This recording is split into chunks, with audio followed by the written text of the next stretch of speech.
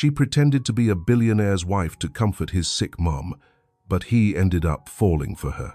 The call came at 2:15 in the morning, the kind of call that shatters sleep and changes everything in an instant. Adrian Cole's phone vibrated against his nightstand with persistent urgency, the screen illuminating his bedroom with harsh blue light that cut through the darkness. He grabbed it instinctively, not fully awake but knowing with absolute certainty that calls at this hour were never good news. They were emergencies, tragedies, moments when the world shifted beneath your feet. "Mr. Cole, this is Dr. Stevens from Presbyterian Hospital. Your mother's condition has worsened significantly. We need you here, immediately." The words cut through Adrian's grogginess like ice water dumped over his head. He was out of bed before the doctor finished speaking, pulling on clothes with hands that shook slightly despite his best efforts to stay calm. His mother, Margaret Cole, had been battling progressive heart disease for 3 years, but she'd been relatively stable for the past several months. Her last checkup had been encouraging. What had changed? What had gone so terribly wrong? 20 minutes later, Adrian rushed through the hospital's automatic doors, still in rumpled jeans and a sweatshirt, nothing like his usual, perfectly tailored Armani suits and Italian leather shoes. The fluorescent lights hurt his eyes after the dark drive through empty city streets. Everything smelled of antiseptic and fear, and something else he couldn't quite identify. Desperation, maybe, or grief waiting to happen. A nurse at the reception desk directed him to the cardiac intensive care unit on the 4th floor, where Dr. Stevens was waiting outside his mother's room, her expression grave. "How bad is it?" Adrian asked without preamble, his voice rougher than he intended. Dr. Stevens was a woman in her 50s with kind eyes that had clearly seen too much suffering over the years. She gestured for Adrian to follow her to a small consultation room, and his stomach dropped. "Doctors only took you to private rooms when the news was very bad. Your mother's heart function has declined significantly overnight. We're not entirely sure what triggered this acute episode, but her ejection fraction has dropped to dangerous levels. We need to perform surgery within the next 48 hours, possibly sooner. It's risky given her age and overall condition, but without surgical intervention, her prognosis is very poor." Before we continue with this emotional story about love found in the most unexpected circumstances, drop a comment telling me where you're watching from and hit that subscribe button if you believe that sometimes love begins with choices made from the heart rather than the head. The stories we share here remind us that the best connections often happen when we're not looking for them, when we're just trying to do the right thing for the people we love. Now let's see how Adrian solves this impossible problem. Adrian felt the floor tilt slightly beneath him, reaching out to steady himself against the wall. "What are the odds of the surgery being successful?" "Doctor." Stevens hesitated, clearly calculating how much truth to share. "Approximately 70% success rate, given her specific condition and comorbidities. But Mr. Cole, there's something else we need to discuss. Your mother is extremely anxious right now, and for a cardiac patient, stress is extraordinarily dangerous. We've tried to calm her, but her blood pressure keeps spiking and her heart rate remains elevated. The anxiety itself could kill her before we ever get her into surgery." "What is she anxious about?" Adrian asked, though some deep instinct told him he already knew the answer. His mother had been worried about something specific for months, bringing it up in every phone call, every visit.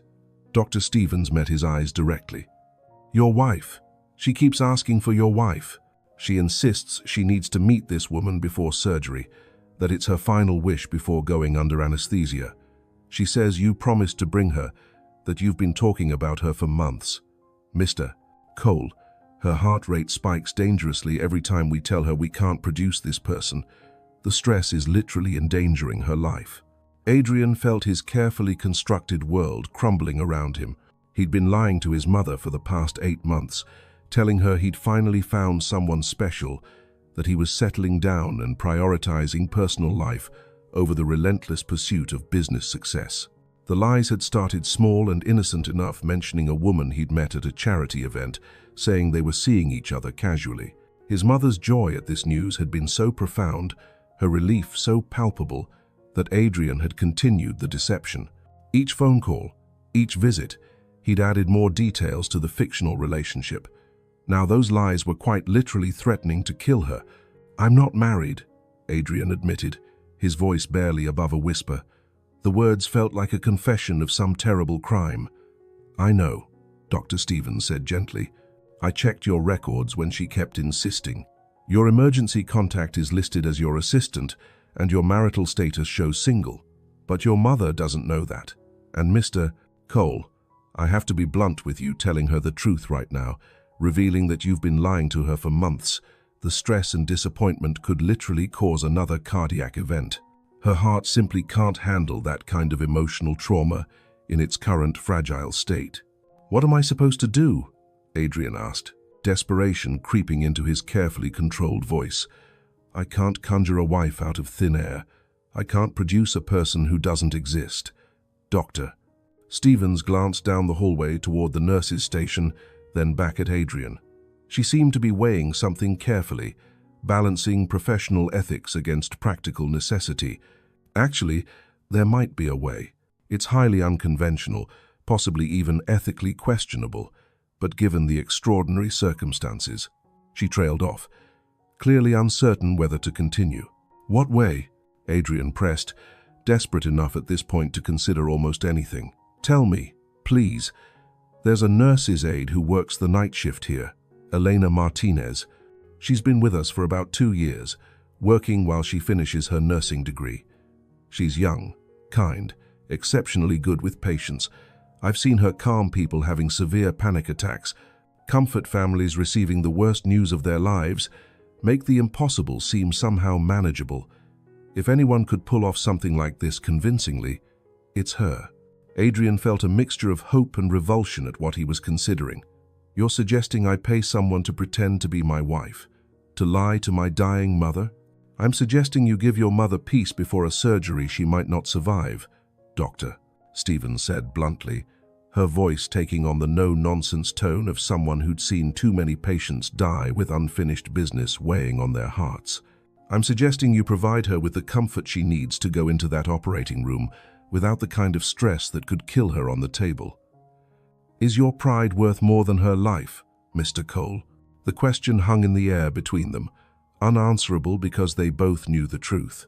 Nothing, absolutely nothing, was worth more than his mother's life. Not his integrity, not his discomfort with deception, not his reluctance to involve a stranger in his family's private pain. "Where can I find Elena?" Adrian asked, surrendering to the necessity of the situation. Elena Martinez was in the staff break room, eating microwaved leftovers at 2:47 in the morning and trying desperately to stay awake for another 4 hours of her shift. She'd been working at Presbyterian Hospital for 2 years, supplementing her income as a full-time nursing student with these brutal night shifts that paid slightly more than day work but left her perpetually exhausted. She was 27 years old, tired down to her very bones, and dreaming of the day when she'd finally have her RN degree and could work normal human hours instead of these vampire schedules. When Dr. Stevens appeared in the doorway with a tall, exhausted-looking man in expensive jeans and a rumpled designer sweatshirt, Elena assumed they needed help with a difficult patient. She stood immediately, setting down her pathetic dinner of leftover rice and beans. "Elena, this is Adrian Cole. His mother is a patient here in cardiac ICU. He needs to speak with you privately about something unusual." Dr. Stevens stepped aside, allowing Adrian to enter the break room fully. "Can we talk privately?" Elena glanced between them, confused but nodding. She'd learned over 2 years of hospital work not to question doctors when they used that particular tone of voice. "Doctor." Stevens left, closing the door behind her with a soft click that seemed too loud in the sudden silence. Adrian stood awkwardly by the ancient coffee machine, clearly struggling with how to begin what was obviously going to be a very strange conversation.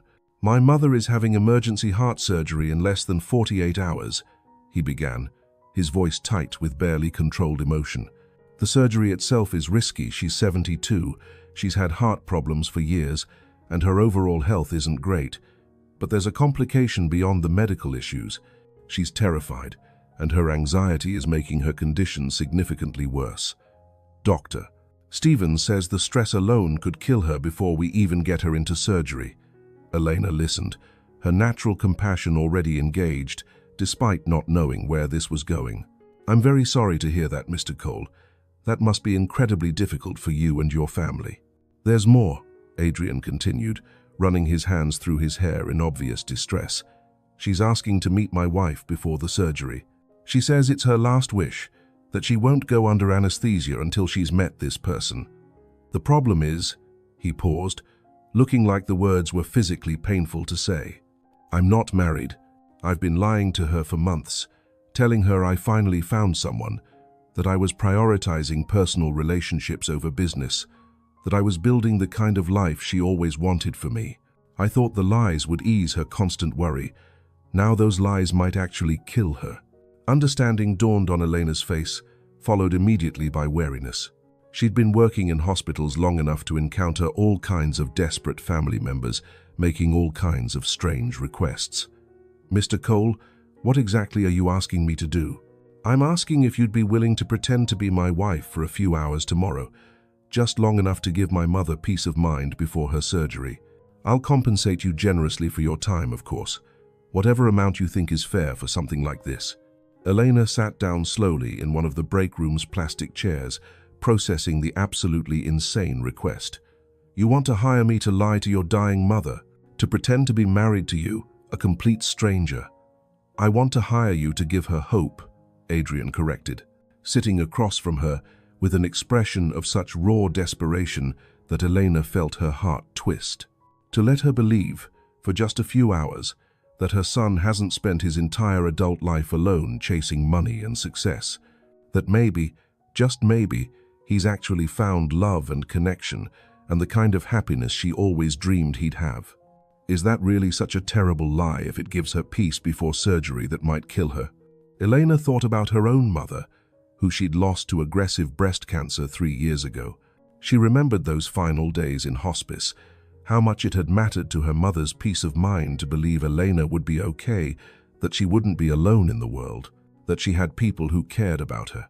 Sometimes love meant protecting people from truths they couldn't handle, especially when those truths wouldn't change anything except adding to their pain. How much are you offering? She asked, hating herself a little for asking, but also knowing she had crushing student loan debt, rent due in 5 days, and a car making increasingly ominous noises that she absolutely couldn't afford to repair on her current salary.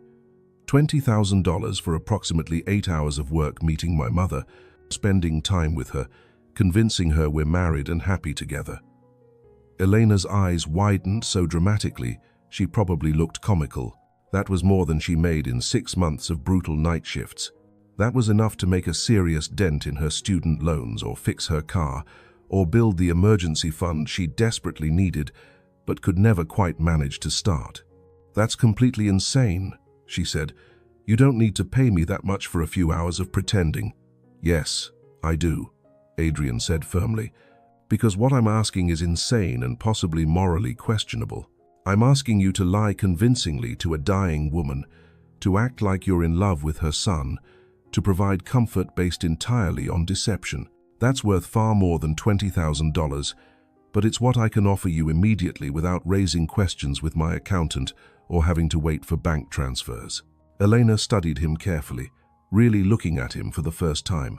He looked genuinely devastated, dark circles under bloodshot eyes, shoulders slumped with exhaustion and fear, hands that trembled slightly when he wasn't actively controlling them.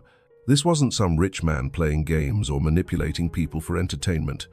This was a son trying desperately to save his mother the only way he knew how, using the one resource he had in abundance: money.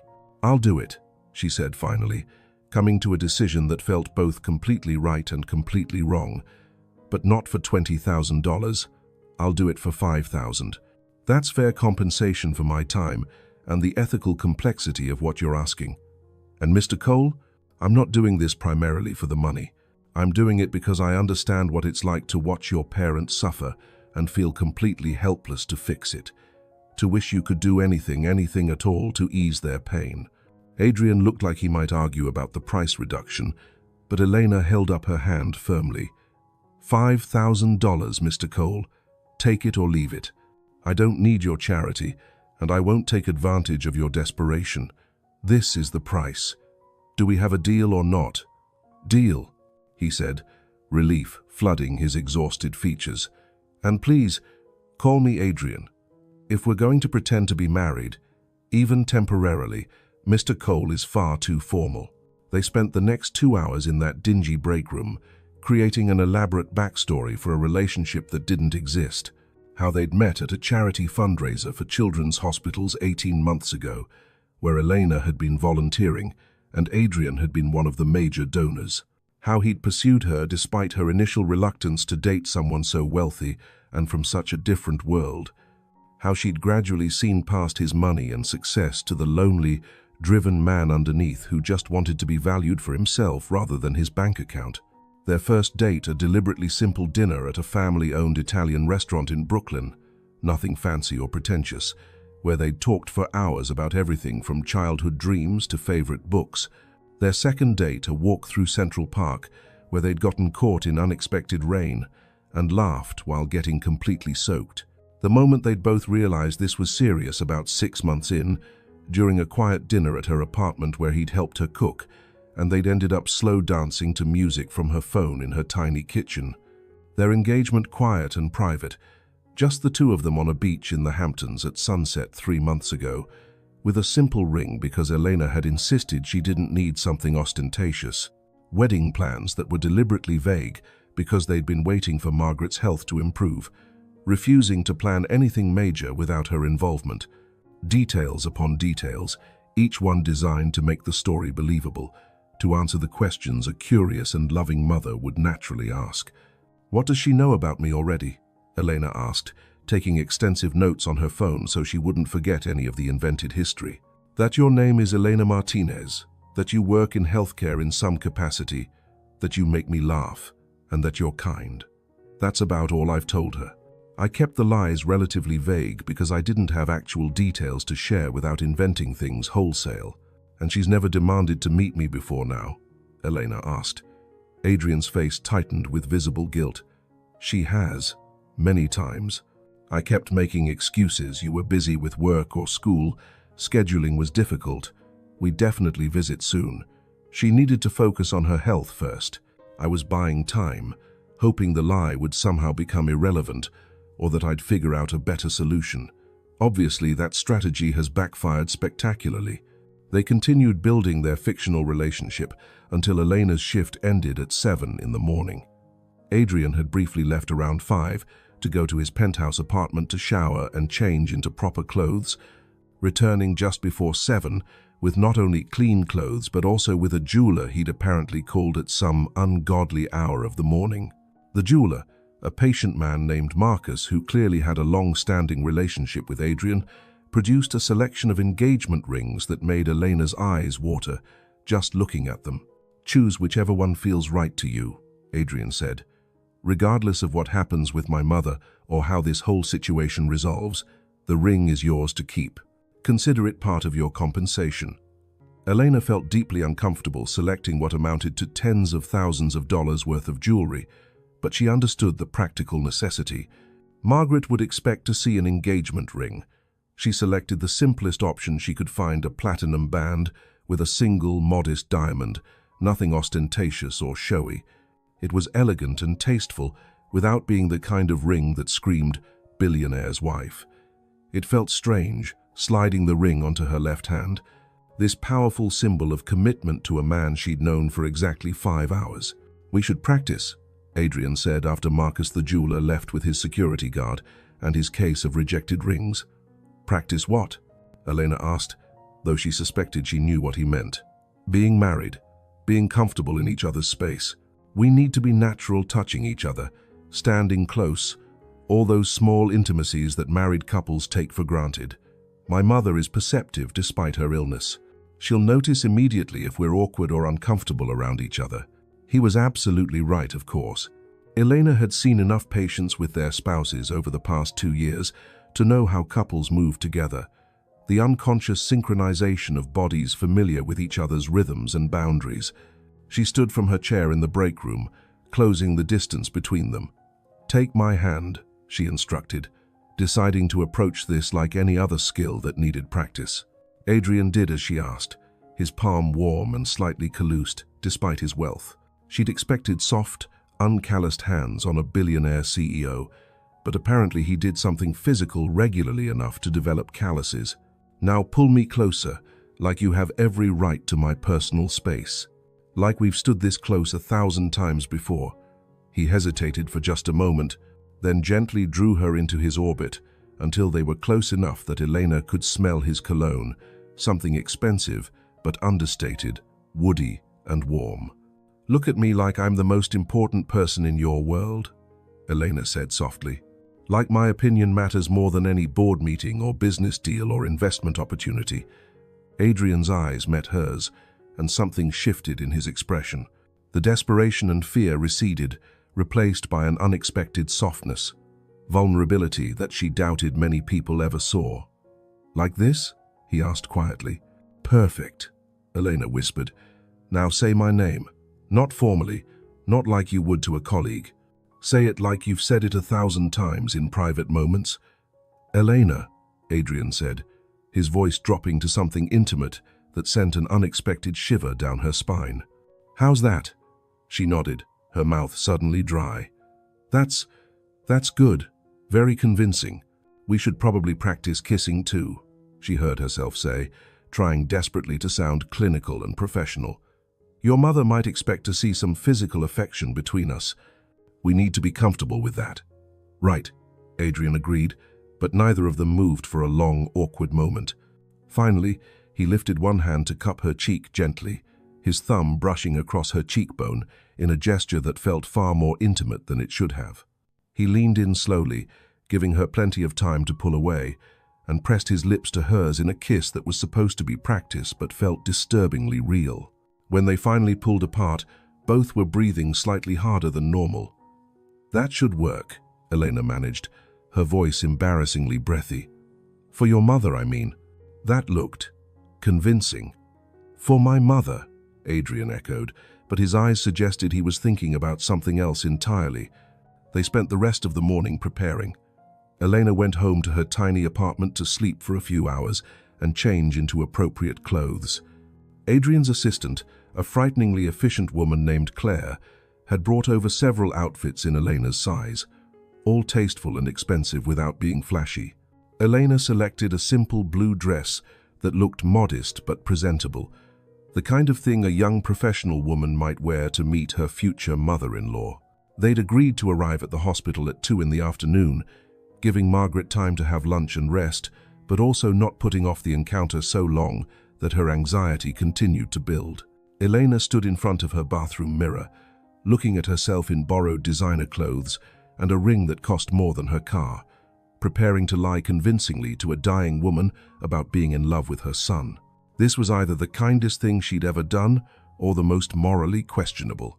Possibly both. Adrian picked her up at 1:30, driving himself rather than using his usual driver.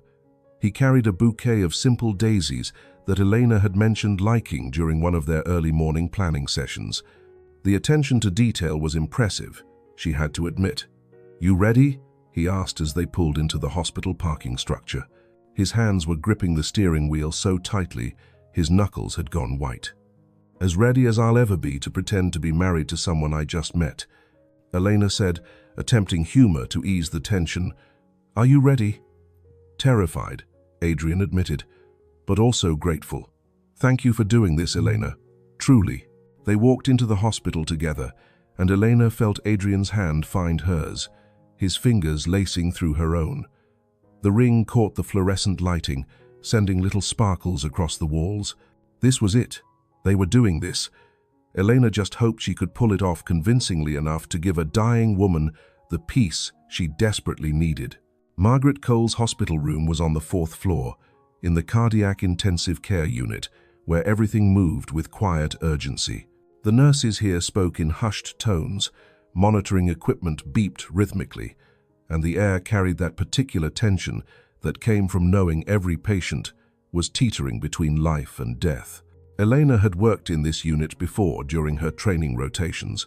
She knew these halls, had comforted families in these waiting rooms, had seen both miraculous recoveries and devastating losses behind these doors.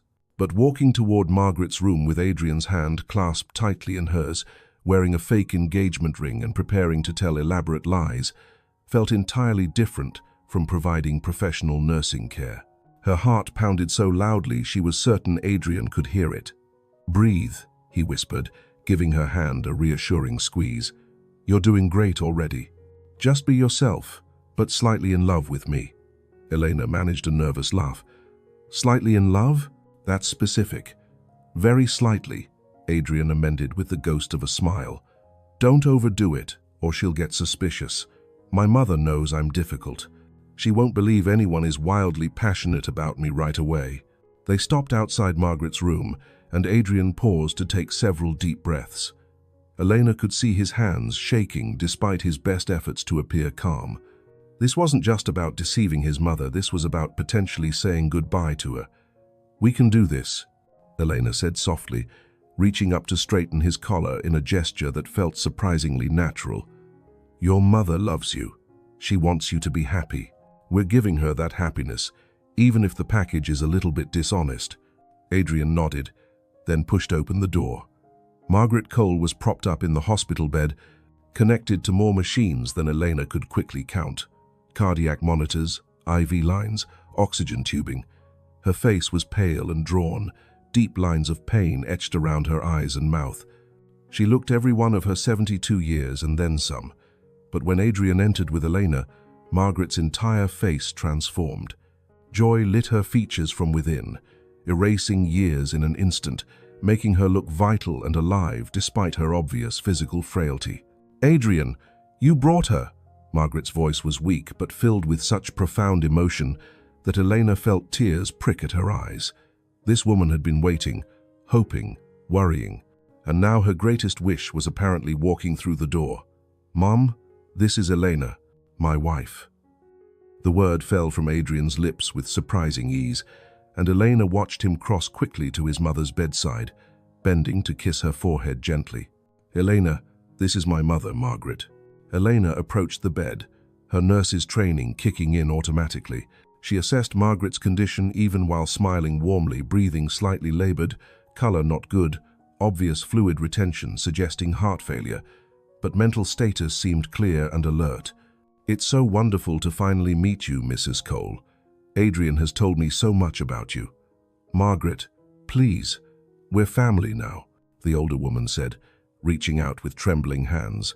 Elena took them gently, careful of the IV lines and the bruising from multiple needle sticks. Margaret's hands were cold, her pulse rapid and thready beneath Elena's fingers. This woman was very, very sick. "Let me look at you properly." Margaret studied Elena's face with the intense scrutiny of a mother examining the person who supposedly held her son's heart. Elena met her gaze steadily, letting Margaret see whatever she needed to see. Elena had always had an honest face, her grandmother used to say. Even when telling a lie for good reasons, sincerity showed through. "You're beautiful," Margaret finally said, tears gathering in her eyes. "But more importantly, you look kind. You have kind eyes. That matters so much more than beauty. My Adrian needs someone kind in his life.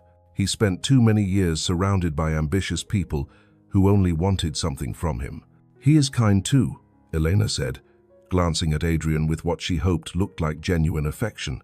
It wasn't entirely faked. She'd seen his desperate love for his mother, his willingness to do something morally questionable to ease her suffering. That spoke to character beneath the billionaire facade. He just hides it well under all that intimidating business intensity. Margaret laughed, a sound that dissolved into coughing. Elena immediately adjusted the bed angle slightly, easing the pressure on Margaret's congested lungs. She did it so naturally, so instinctively, that neither Adrian nor his mother questioned the action or seemed to realize it required specific knowledge of cardiac patient positioning. "Thank you, dear," Margaret said when the coughing subsided. "You clearly know your way around a hospital bed. Adrian mentioned you work in healthcare." "I'm finishing my nursing degree," Elena explained, settling into the chair beside Margaret's bed while keeping hold of her hand. "I work as a nurse's aide while completing my RN program. So yes, I'm very comfortable in hospitals, though I much prefer visiting them with family rather than working in them. She smiled at Adrian, who had positioned himself on Margaret's other side, one hand resting gently on his mother's shoulder. "Tell me everything," Margaret said eagerly, her monitors showing her heart rate increasing with excitement.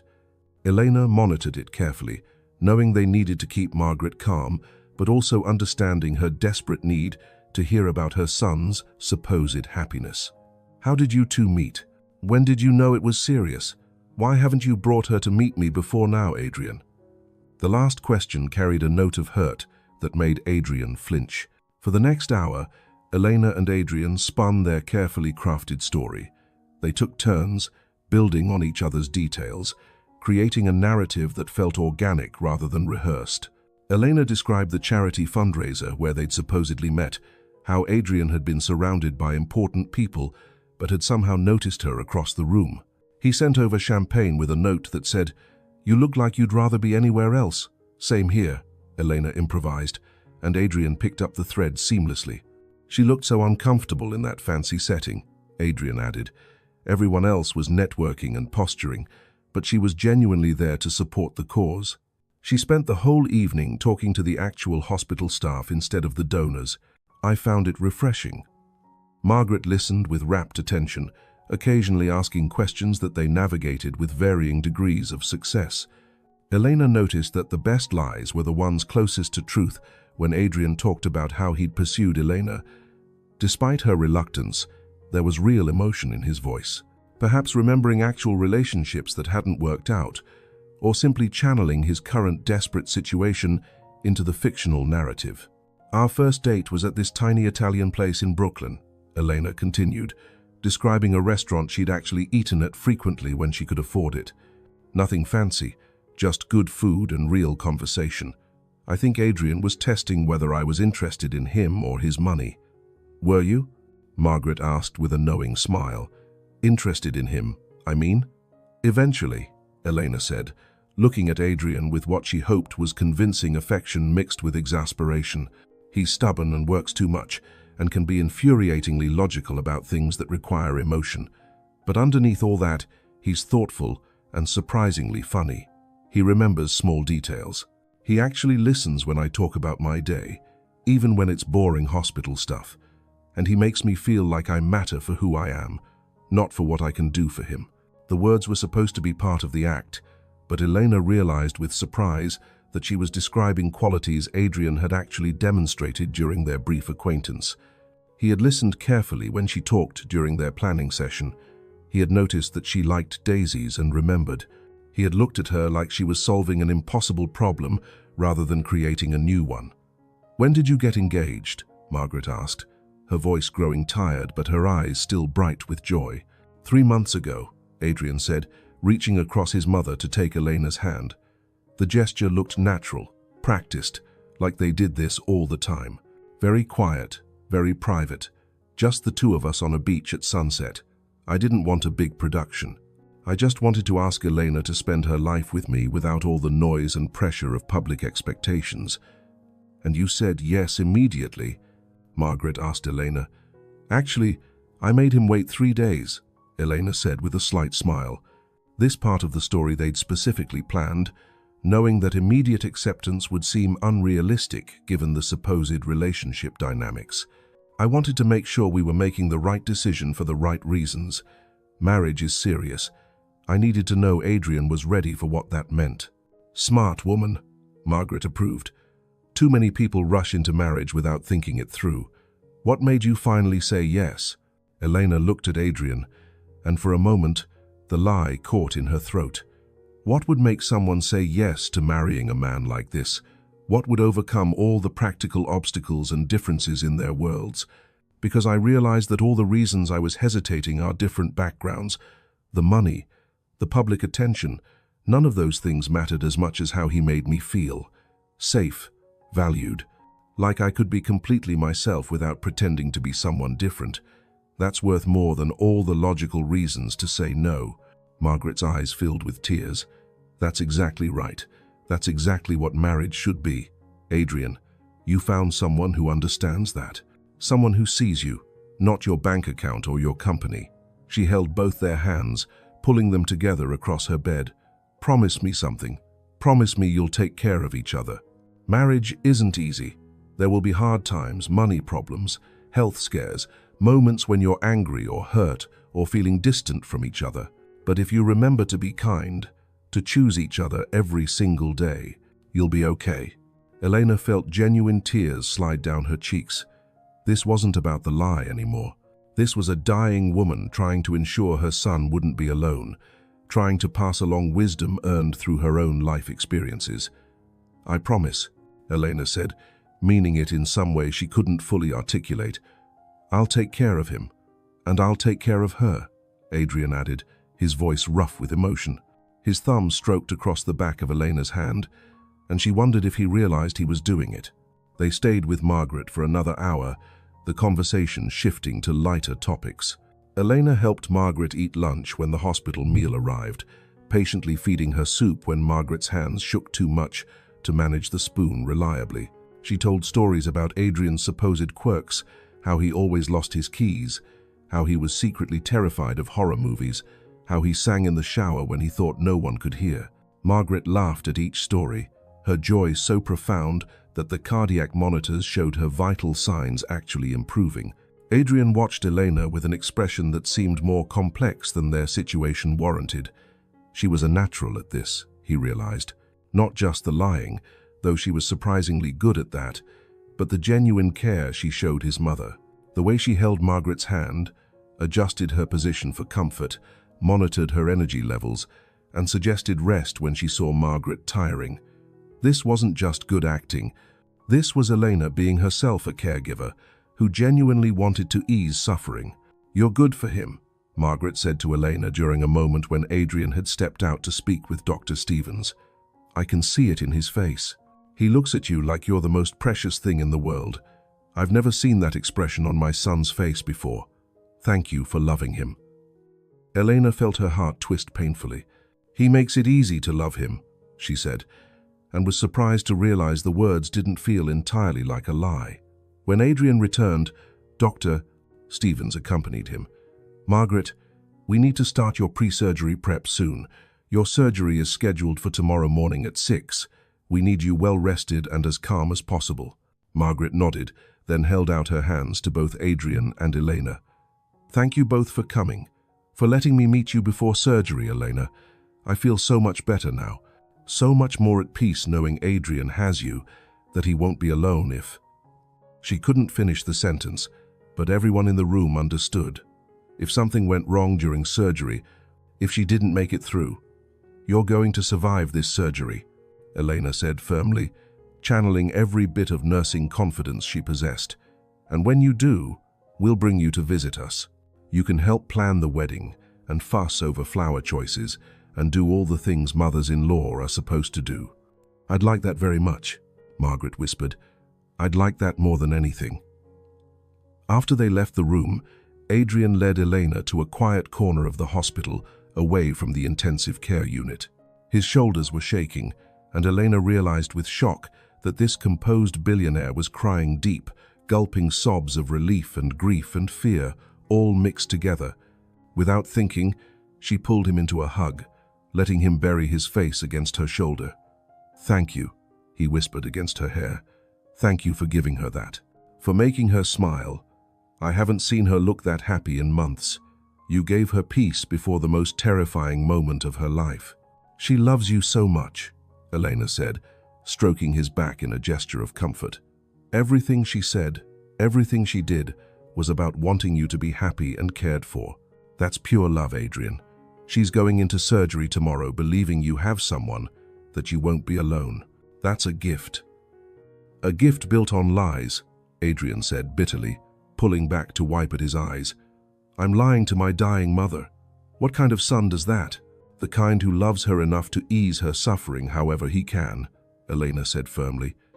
Adrian, sometimes love means protecting people from truths they can't handle. Your mother's heart literally cannot withstand the stress of knowing you've been lying to her and are actually alone. So you're protecting her. That's not cruel. That's compassionate. They sat together in the waiting area, exhausted from the emotional intensity of the past few hours. "What happens after surgery?" Elena asked. "If she survives when she survives, she'll expect to see me, to spend time with us. How long do we keep this up?" Adrian ran his hands through his hair, looking more disheveled and human than Elena had ever seen him. "I don't know. I haven't thought that far ahead. I just wanted to get her through surgery without the stress killing her. We'll figure out the rest later. We could stage a breakup," Elena suggested, "a few weeks after she recovers. Something gentle that wouldn't stress her too much. We tried to make it work but realized we were better as friends. Something like that." "Maybe," Adrian said, though he didn't sound convinced. They sat in silence for a while, both processing what had just happened. Elena kept replaying moments from the visit, Margaret's joy at meeting her, the wisdom about marriage, the way Adrian had looked at her when she was telling stories. It had felt real in moments, disturbingly real for something that was supposed to be entirely fake. "I should get you home," Adrian finally said, standing and offering Elena his hand. "You must be exhausted.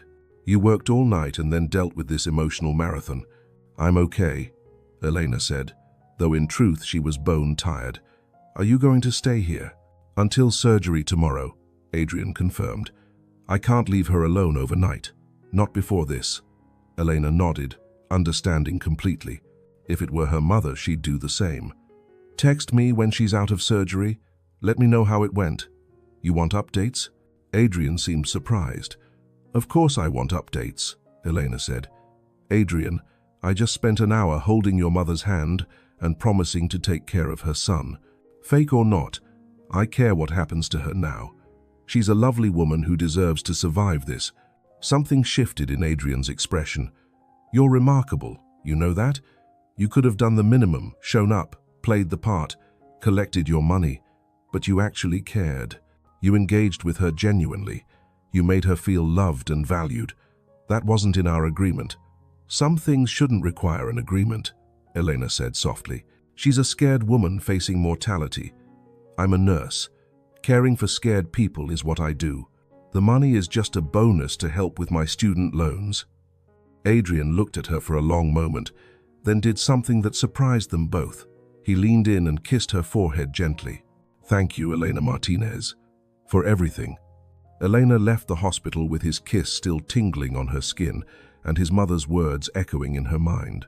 "He looks at you like you're the most precious thing in the world." It was acting, Elena reminded herself. They'd been playing roles. Adrian was desperate and grateful, not actually falling for his fake wife.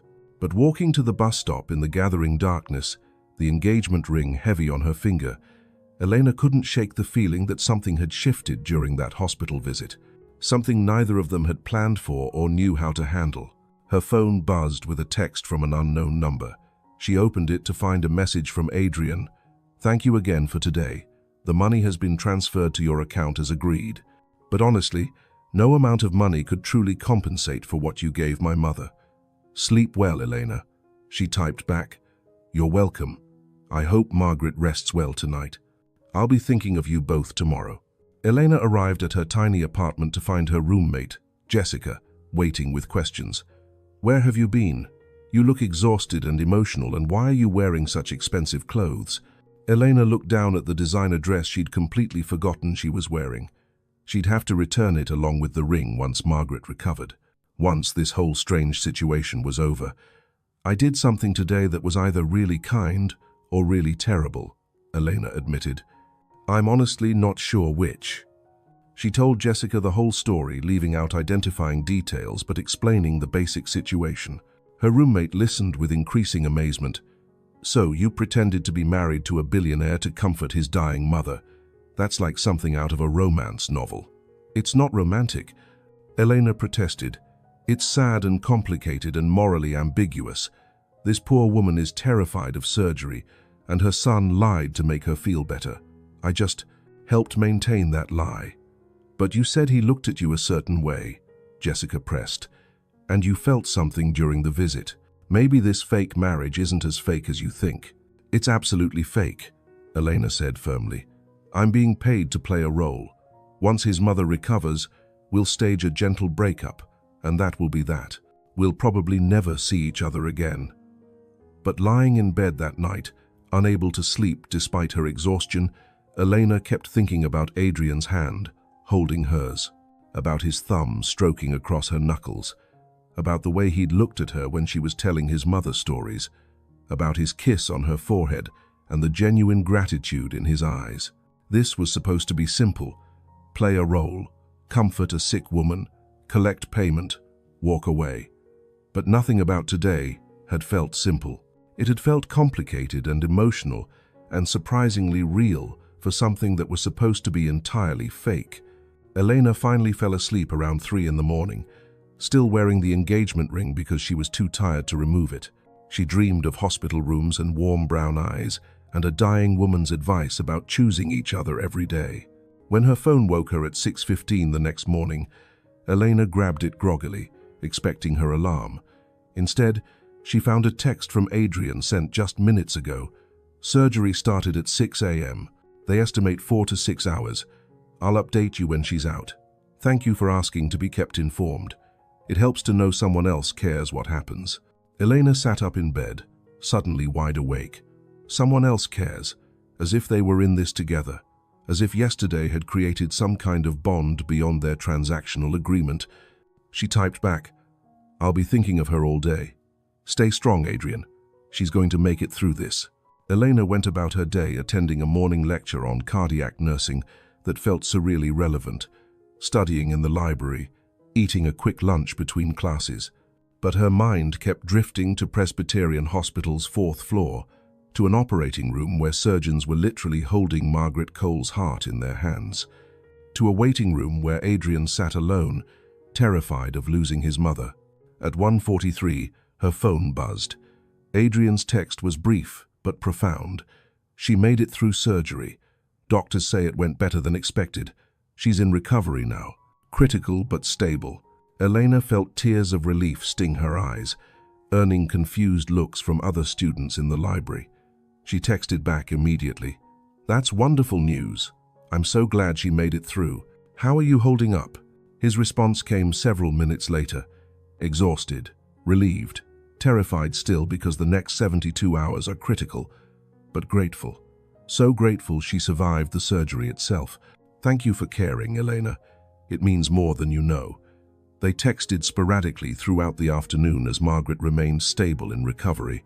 Adrian sent updates every hour or so, and Elena responded with encouragement and medical knowledge that probably revealed more about her nursing background than she realized. Heart rate stabilizing, breathing on her own now, off the ventilator. Blood pressure improving, doctors pleased with response to surgery. She woke up briefly, asked if Elena was still here. "I told her you'd visit tomorrow. Hope that's okay." That last text made Elena pause. She'd assumed her role was done one visit to provide pre-surgery comfort, then gracefully exit the situation. But apparently, Margaret still expected to see her fake daughter-in-law, still believed in the relationship that had given her peace before surgery. "Of course I'll visit," Elena texted back. "What time works? Come whenever you can. Visiting hours are 10 a.m. to 8 p.m. in cardiac ICU. I'll be here all day." So the next afternoon, Elena returned to Presbyterian Hospital, once again wearing borrowed designer clothes and the engagement ring that felt heavier each time she put it on. This time, walking toward Margaret's room felt different, less like playing a role and more like visiting someone she actually cared about, which was dangerous, Elena knew. She couldn't afford to become emotionally invested in this family's drama. This was temporary, a kindness for a dying woman, not the beginning of something real.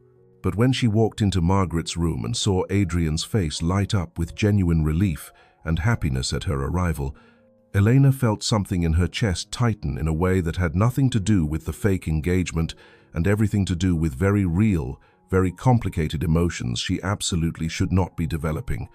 "You came," Adrian said, standing to greet her.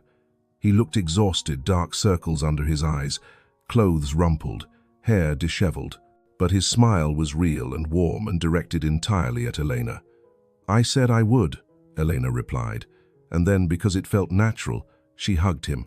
Adrian's arms came around her immediately, holding her close for several seconds longer than strictly necessary. When they pulled apart, both seemed slightly flustered. "Mom's sleeping," Adrian said quietly, gesturing to where Margaret lay unconscious, her chest rising and falling with steady, even breaths. "But the doctors say she can hear us." They encouraged talking to her, providing familiar voices and comfort. "Then let's sit with her," Elena said, moving to Margaret's bedside and taking the older woman's hand gently. "Tell me stories about her. Help me get to know my mother-in-law." The words were supposed to be part of the act, but as Adrian began sharing memories of his childhood and his mother's strength and love, Elena realized with growing concern that none of this felt like acting anymore. It felt like the beginning of something real, something complicated, something that scared her more than she wanted to admit. Over the next 2 weeks, Elena visited Margaret in the hospital every other day. What had started as a one-time favor to ease a dying woman's anxiety had somehow transformed into a routine. Margaret was recovering better than anyone had expected, her vital signs steadily improving, her strength gradually returning. And with each visit, the charade became both easier and more complicated. Easier because Elena and Adrian had fallen into natural rhythms with each other, the way they stood together, how Adrian's hand would find the small of her back, how Elena would lean into him slightly when they talked to Margaret. These gestures that had required conscious effort at first now happened automatically, their bodies learning the choreography of a relationship that didn't exist. More complicated because those automatic gestures were starting to feel less like acting and more like genuine affection. Elena caught herself thinking about Adrian between visits, wondering how he was managing, worrying about his stress levels and whether he was eating properly. She'd text him reminders to sleep, and he'd respond with photos of terrible hospital cafeteria food and jokes about how Elena's nursing instincts were showing. They'd started having conversations that had nothing to do with Margaret or the pretense discussing books they'd read, arguing playfully about movies, sharing stories from their respective childhoods. If you've ever found yourself developing real feelings in a fake situation, if you've ever wondered whether something that starts as pretend can become genuine, share your thoughts in the comments below. Because Elena was discovering that the heart doesn't always respect the boundaries we try to set for it. "You look different," Margaret observed during one visit, her recovery progressing so well that she was now sitting up in bed, color returning to her face. "Both of you, more comfortable with each other, like you've settled into marriage rather than still trying to figure it out." Elena and Adrian exchanged glances. They'd been married for exactly 15 days in Margaret's reality, though in actual fact, they'd known each other for just over 2 weeks. "I think we're just relaxing more," Adrian said smoothly. "The stress of your surgery had us both wound pretty tight. Now that you're recovering so well, we can breathe easier." "That's part of it," Margaret agreed. "But there's something else. You two have that look. The one married couples get when they've stopped thinking about being together and just exist together naturally, when they reach for each other without realizing they're doing it." She smiled, knowingly. "It usually takes months or even years to develop that kind of unconscious connection. You two found it fast." Elena felt heat creep up her neck. Margaret was perceptive, even post-surgery. She was noticing things that Elena herself had been trying not to acknowledge, the way she and Adrian gravitated toward each other, the casual physical contact that had become normal, the inside jokes and shared glances. "Adrian's easy to be with," Elena said, which was true even if everything else about their situation was fabricated. "He makes me feel comfortable being myself. That's the foundation of a good marriage," Margaret said. "Not passion or romance, though those matter too, but comfort, safety, being able to exist as your authentic self without fear of judgment or rejection." She reached out to take both their hands. "I'm so grateful I got to meet you, Elena. So grateful I'll be here to see you two build your life together." Guilt twisted in Elena's stomach. Margaret was recovering beautifully, exceeding all medical expectations, which meant soon she'd be discharged from the hospital, returned to her normal life. And at that point, the fiction Elena and Adrian had created would become impossible to maintain. They'd have to stage a breakup or come clean about the deception. Either option would hurt Margaret, and Elena found herself dreading that inevitable conversation more with each passing day. After the visit, Adrian walked Elena to the hospital parking garage where her sadly unreliable car was parked. They'd fallen into the habit of these walks, using the time to debrief about the visit and coordinate their stories. But lately, the conversations had drifted to more personal territory. "Your car is making a weird noise," Adrian observed as they approached it. "That clicking sound when you turn it on." "I know," Elena sighed. "It's been doing that for weeks. I'm saving up to take it to a mechanic, but between student loans and rent, car repairs keep getting pushed to the bottom of the priority list. "Let me pay for it," Adrian offered immediately. "You're doing me this enormous favor with my mother. The least I can do is make sure your transportation is reliable." "Adrian, no. You already paid me for the hospital visit. I'm not taking more money from you." They'd had variations of this argument multiple times. Adrian kept trying to give Elena things: money, gifts, payment for her continued visits, and Elena kept refusing. She'd accepted the original $5,000 because it had been part of their agreement, but everything beyond that felt wrong somehow, like she was being compensated for feelings that were becoming increasingly real. "Then let me have my mechanic look at it," Adrian persisted. "No charge, just peace of mind, knowing you're not going to break down on some dark highway." "Why do you care if my car breaks down?" Elena asked, then immediately regretted the question. She didn't want to hear him say it was just about maintaining their arrangement or keeping her available for visits with Margaret.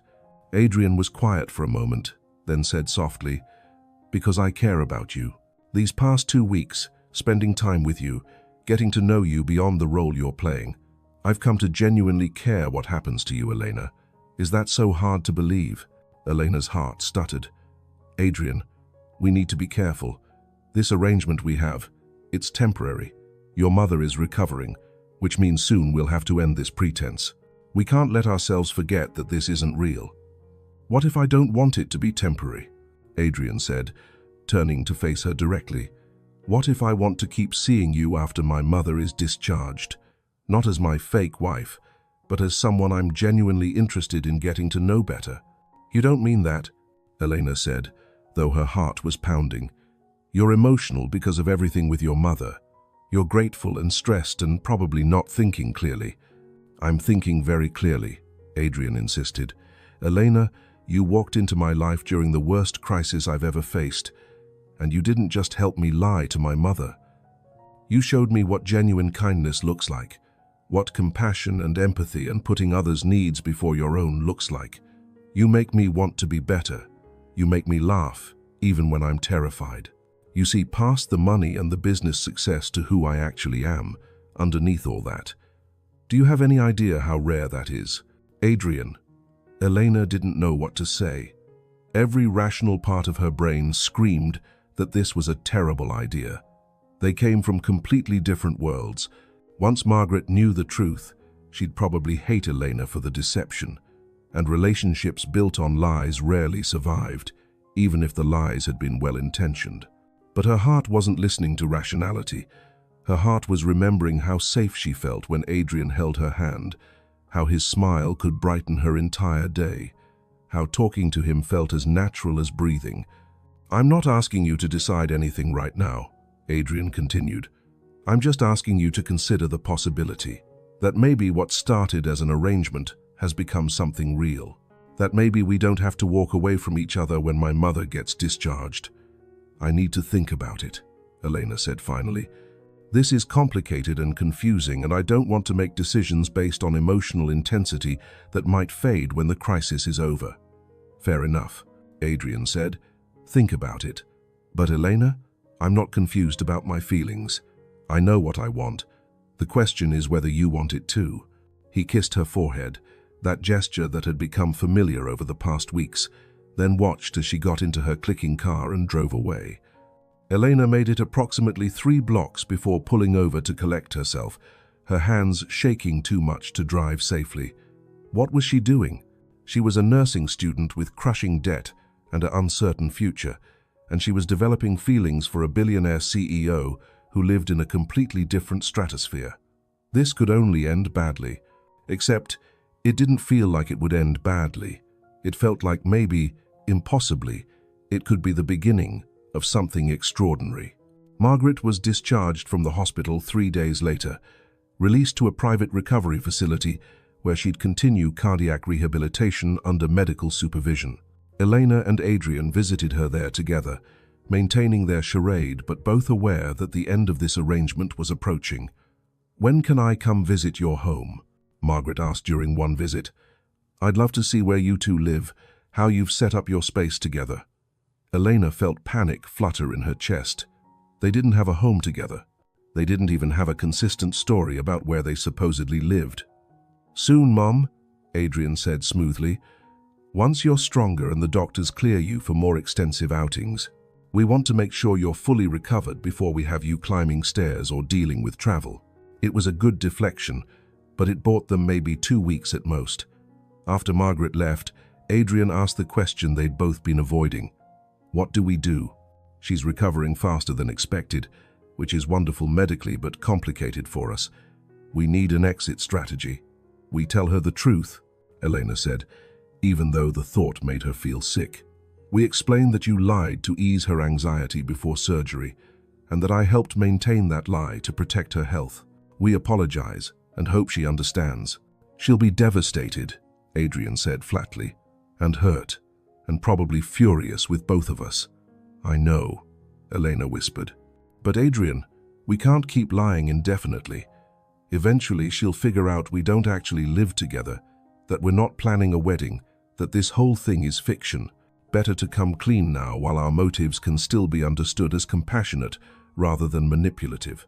Adrian ran his hands through his hair. A gesture Elena had learned meant he was deeply stressed. "There's another option, one I've been thinking about for days." "What option?" Elena asked, though part of her already suspected what he was going to say. "We make it real. We actually date, get to know each other genuinely. See if this connection we've developed could become something lasting. That way, when we tell my mother, we can say we started as a lie but became truth." "Adrian, that's insane," Elena said. "You don't enter a real relationship to cover up a fake one. That's just creating more layers of deception." "Is it deception if the feelings are genuine?" Adrian challenged. "Elena, I'm falling for you. These past 3 weeks, getting to know you, watching how you care for my mother, seeing your kindness and intelligence and humor, I don't want this to end. I want to actually date you, take you to dinner not as a role we're playing, but as two people exploring something real. Is that so terrible?" "It's complicated," Elena said. "Your mother will still feel betrayed that we lied to her initially. She'll question whether our current feelings are real or just an extension of the fiction. And Adrian, we come from completely different worlds. You're a billionaire CEO. I'm a nursing student with student loans and an unreliable car. Those differences don't just disappear because we have feelings." "My mother grew up poor," Adrian said. "She married my father when he was just starting his business, before any real success. She doesn't care about money or status. She cares about character and genuine connection. If she sees that our feelings are real now, regardless of how they started, I think she'll understand. She might even find it romantic in a weird way." Elena wanted to believe him, but years of being cautious and practical warred with the hope blooming in her chest. What if we try dating and it doesn't work? What if the reality of our different worlds is too much to overcome? Then your mother has to watch her son go through a painful breakup on top of recovering from major surgery. What if we try and it does work? Adrian countered. What if this connection we feel is strong enough to bridge any practical obstacles? Elena, I've dated dozens of women over the years. Women from my social circle. Women who understood my world. Women who supposedly were perfect matches on paper. None of them made me feel what you make me feel. That has to mean something. Elena looked at this man who 3 weeks ago had been a desperate stranger, asking her to lie to his dying mother, and who now was looking at her like she held his heart in her hands. This was either the worst idea ever or the most wonderful opportunity she'd ever been offered. "Okay," she heard herself say. "Okay, let's try. Real dates, real getting to know each other. See if this connection survives outside the intensity of your mother's crisis. But Adrian, we have to tell your mother the truth. Soon. no matter how scary that conversation is. Agreed, Adrian said, relief flooding his features. We'll tell her together this weekend.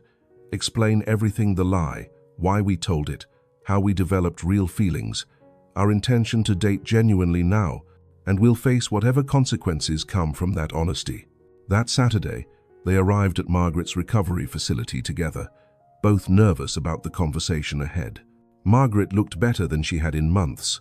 Color fully returned to her face, moving around her room with increasing independence. She smiled when she saw them enter. "My favorite couple. I was just telling the nurses about you two, showing them my son's wedding pictures," she trailed off, noticing their serious expressions. "What's wrong? Is everything okay?" "Mom, we need to talk to you about something," Adrian began, sitting beside her on the couch while Elena took the chair across from them. "Something I should have told you weeks ago but was too afraid." Margaret's face shifted to concern. "Are you sick? Is something wrong with one of you?" "No, nothing like that," Adrian assured her. "Mom, when you went into surgery, you were so anxious about meeting my wife, about knowing I had someone, and I couldn't bear to add to your stress by telling you the truth." "What truth?" Margaret asked, her voice going quiet. "The truth that I'm not married," Adrian said. "That I'd been lying to you for months about having a serious relationship because I couldn't stand the worry in your voice every time you talked about me being alone. When Dr. Stevens said your anxiety was literally endangering your life, I panicked. I asked Elena to pretend to be my wife for one visit, just to give you peace before surgery." The color drained from Margaret's face. "Elena isn't your wife? You've been lying to me this whole time?" "It started as a lie," Elena interjected gently. "Adrian was desperate to protect you before surgery. He offered to pay me to pretend for a few hours. I agreed because I understood what it was like to watch a parent suffer and feel helpless to ease that suffering." "You paid her?" Margaret looked between them, hurt and confusion warring in her expression. "You hired an actress to play my daughter-in-law?" "I'm not an actress," Elena said. "I'm a nursing student who works at the hospital. I agreed to help because Adrian's desperation was real, and because I remembered what it was like with my own mother before she died. How much it mattered to her peace of mind to believe I'd be okay. I helped Adrian give you that peace, even though it required lying. I'm sorry, Margaret. Truly sorry we deceived you." Margaret was quiet for a long moment, processing. When she finally spoke, her voice was steady but sad. "So everything was fake? The stories about how you met, your engagement, your wedding plans, all of it was fabricated?" "The beginning was fake," Adrian admitted. "But Mom, something happened over these past 3 weeks.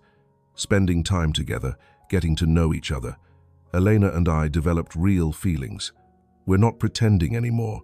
We're genuinely interested in dating, in seeing if this connection we've found could become something lasting." "How convenient," Margaret said, her tone bitter. "The fake relationship becomes real just in time to avoid consequences for the lie. How am I supposed to believe anything you tell me now?" "Because I'm telling you the truth now when I could have continued the lie," Adrian said. "Because Elena insisted we be honest with you, even though we both knew you'd be hurt and angry. Because neither of us wants to build anything real on a foundation of continued deception." Margaret looked at Elena. "Did he pay you to say you have feelings for him now? Is this just an extension of whatever arrangement you originally made?" The question hurt more than Elena expected. "No. Adrian tried to pay me for additional visits, and I refused. He's tried multiple times to give me money or gifts, and I've said no to everything except the original agreed-upon fee. I'm here because I want to be, because I care about you and about him. That's not something anyone could pay me to fake, Margaret." I don't know what to believe," Margaret said, tears sliding down her face. "My son lied to me about the most important thing in his life. A woman I thought was my daughter-in-law turns out to be a hired actress. How do I trust either of you now?" "You probably can't," Elena said honestly. "Not immediately. Trust is built over time through consistent demonstration of integrity. We broke your trust, and we can't demand you give it back instantly just because we're sorry. All we can do is be honest from now on and hope that eventually our actions prove our words are genuine." Number 4. 2-1. The conversation continued for another hour, painful and difficult. Margaret asked questions they answered as truthfully as possible. Why did Adrian lie initially? Because he'd been lying for months already and felt trapped. Why did Elena agree? Because she understood desperation and the desire to ease a parent's suffering. When did the feelings become real? Gradually, over the course of visits, as they stopped performing and started genuinely connecting. By the end, Margaret was exhausted and asked them to leave. I need time to process this, to figure out how I feel about everything. I'm not saying I'll never forgive you, but I'm also not ready to pretend everything is fine just because you're sorry. That's fair, Adrian said, kissing his mother's forehead.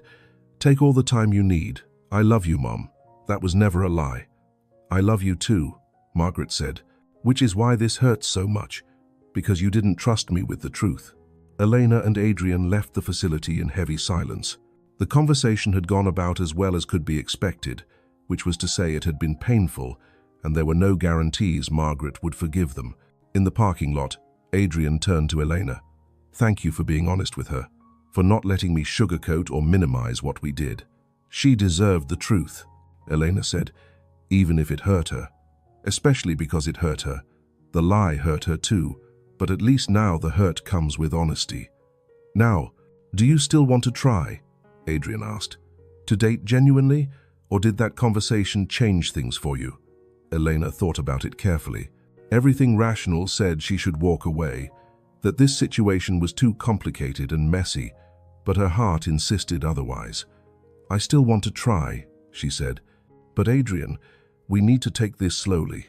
Real dates, getting to know each other outside the intensity of your mother's crisis, and we have to accept that your mother might never fully forgive us, that our relationship might be something she can never embrace because of how it started. I can accept that, Adrian said, as long as I get the chance to show you that what I feel is real, that you're not just someone I'm grateful to, but someone I'm genuinely falling for. Their first real date was the following weekend, a simple dinner at that family-owned Italian restaurant Elena had mentioned during their fictional backstory creation. It felt surreal to be there actually dating rather than just pretending. They talked for hours, sharing genuine histories rather than fabricated stories. Adrian told her about the pressure of building a business, the isolation of wealth, the difficulty finding people who wanted him rather than his money. Elena shared her journey through nursing school, her mother's death, her determination to build a career helping people. They discovered shared loves, old movies, terrible puns, hiking. They found differences too. Adrian was neat to the point of obsessive. Elena tended toward comfortable chaos.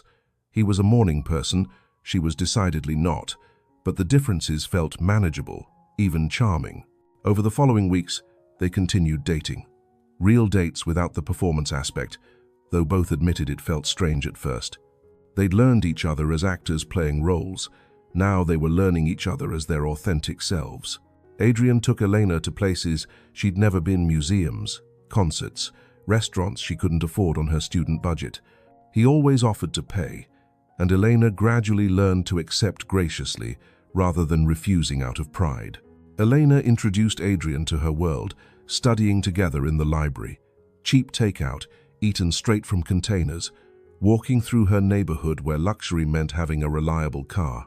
Adrian seemed to genuinely enjoy the simplicity, the lack of pretense. Margaret slowly came around. It took months, but gradually she began answering their calls again, accepting brief visits.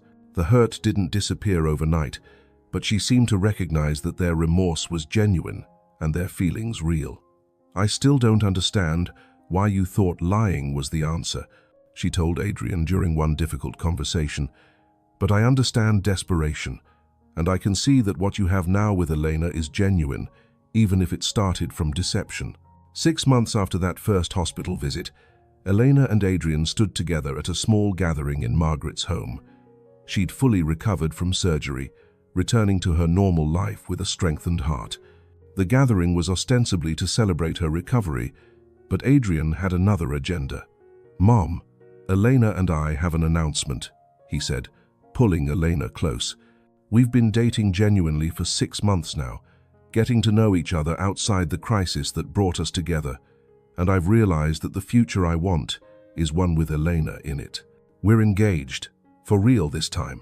He produced a ring, the same simple platinum band Elena had worn while pretending, but now representing something genuine. "If you'll have me," he said to Elena. "If you'll take a chance on this billionaire who lies to his mother, but is trying desperately to become the man you deserve."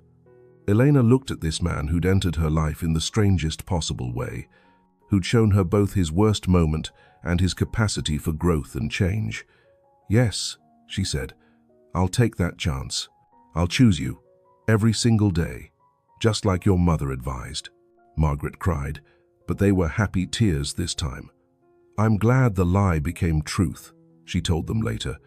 "I'm glad my son's desperation led him to you, Elena, because you're exactly what he needed, someone who sees him completely and loves him anyway." A year later, they married in a small ceremony with only close friends and family. Margaret sat in the front row, healthy and beaming. The wedding was nothing like the elaborate affair they described during those hospital visits. It was simpler, more genuine, more them. When the officiant asked if anyone objected to the union, Margaret stood briefly. Everyone tensed, but she simply said, "I object to no one recognizing how perfect they are together. Proceed." Laughter rippled through the small gathering. As Elena and Adrian exchanged vows they'd written themselves, promising honesty and kindness and choosing each other daily, Elena reflected on the strange journey that had brought them here. She'd pretended to be his wife to comfort a dying woman. She'd lied with good intentions that had nearly destroyed trust. She'd fallen for someone she never should have met, under circumstances that defied logic. But somehow, miraculously, the pretense had become reality.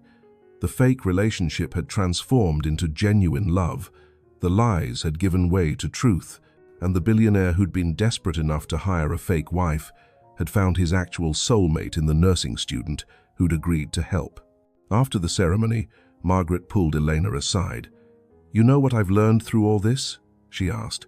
"Sometimes love finds us in the strangest ways. Sometimes the wrong path leads to the right destination.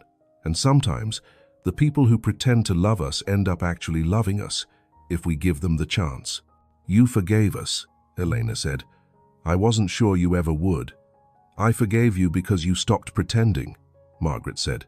"Because you chose honesty, even when it was hard, and real feelings even when they were complicated. That's what love is, Elena. Not the perfect moments, but the imperfect choices we make to be genuine with each other." As the evening continued, Elena and Adrian danced together, their movements natural from months of practice. Not the practiced choreography of actors playing roles, but the organic synchronization of two people who'd learned each other's rhythms and chosen to move through life together. "Do you ever regret it?" Adrian asked, agreeing to that first lie. "Every day and never," Elena said honestly. "I regret the deception, but I don't regret meeting you. I don't regret the journey that brought us here. Sometimes the wrong beginning leads to the right ending." "I love you," Adrian said, "not the version you pretended to be. The actual you, messy and stubborn and unwilling to take my money and absolutely perfect exactly as you are." "I love you too," Elena replied. "The version who was desperate enough to lie and brave enough to tell the truth, who loves his mother enough to protect her and loves me enough to choose honesty. That's the man I married, not the billionaire, just Adrian." They kissed as guests applauded, and Elena realized that this imperfect, complicated, began with lies. Love was the most real thing she'd ever experienced. She'd pretended to be a billionaire's wife to comfort his sick mom. But somewhere along the way, pretending had become reality, and now she was genuinely, actually, beautifully his wife. Not because he'd hired her or paid her or convinced her to continue a lie, but because they'd chosen each other, honestly and completely, and built something real from the ashes of deception. Sometimes, Elena thought as she danced with her husband at their wedding, sometimes the best love stories start with the worst beginnings. And sometimes the person you pretend to love becomes the person you actually love, if you're brave enough to stop pretending and start being real. That was their story. Not perfect, but genuine. Not simple, but worth every complication. Not what either of them planned, but exactly what they both needed. He'd hired her to play his wife. She'd fallen for him anyway. And together, they'd turned a beautiful lie into an even more beautiful truth.